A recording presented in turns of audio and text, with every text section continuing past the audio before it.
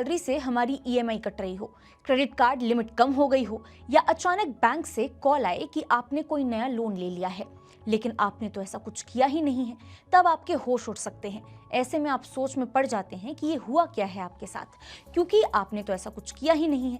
आजकल यही हो रहा है, लोग हैरान हैं बिना किसी आवेदन उनके नाम पर लोन कैसे पास हो गया। इसके पीछे जो सबसे बड़ी वजह है वो है आपका पैन कार्ड का गलत इस्तेमाल। वो छोटा सा कार्ड जो हर फॉर्म में भरना होता है, केवाईसी में देना होता है, बैंक से लेकर सिम कार्ड तक हर जगह मांगा जाता है। अगर उसका दुरुपयोग हो जाए तो आपकी पूरी फाइनेंशियल लाइफ उलझ सकती है।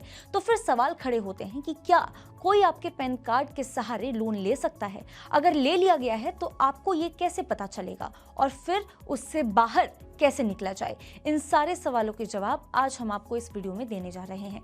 नमस्कार, मैं हूं मुस्कान ओझा, आप देख रहे हैं मनी 9।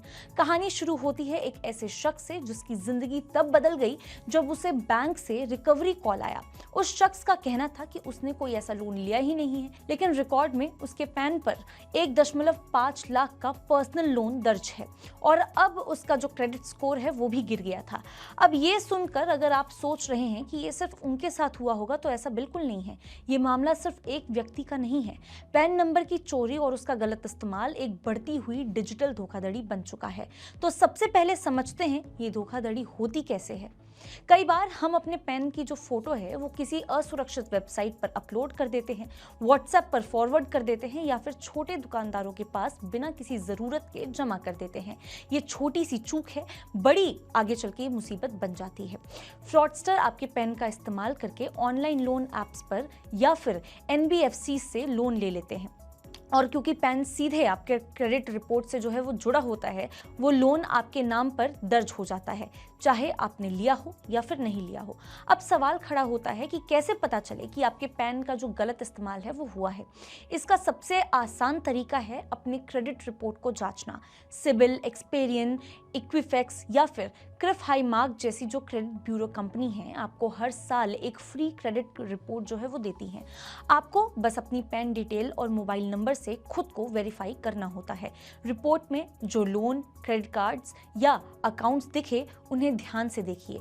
अब कोई लोन ऐसा अगर आपको दिख रहा हो जो आपने नहीं लिया हो, या कोई नया इंक्वायरी जिसे आपने अप्रूव नहीं किया हो, तो खतरे की घंटी समझ लीजिए कि बज चुकी है।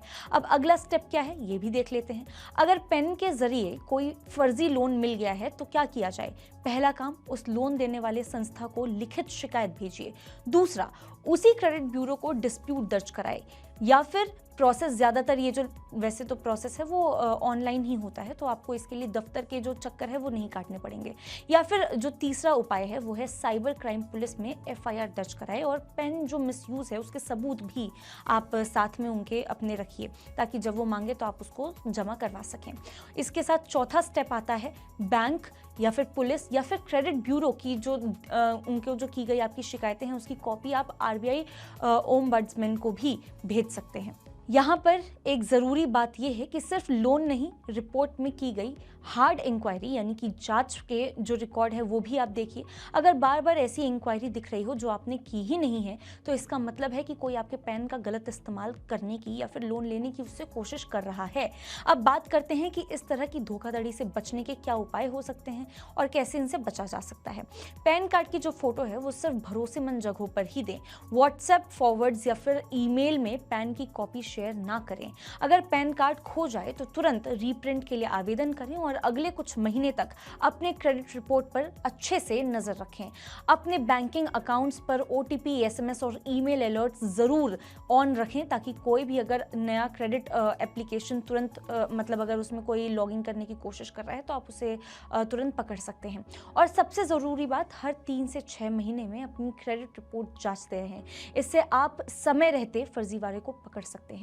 याद रखिए, पैन एक ताकतवर दस्तावेज है, जैसे आपका एटीएम पिन, आधार। इसका गलत इस्तेमाल आपकी ईएमआई, होम लोन या फिर फ्यूचर इन्वेस्टमेंट प्लान सब पर असर डाल सकता है।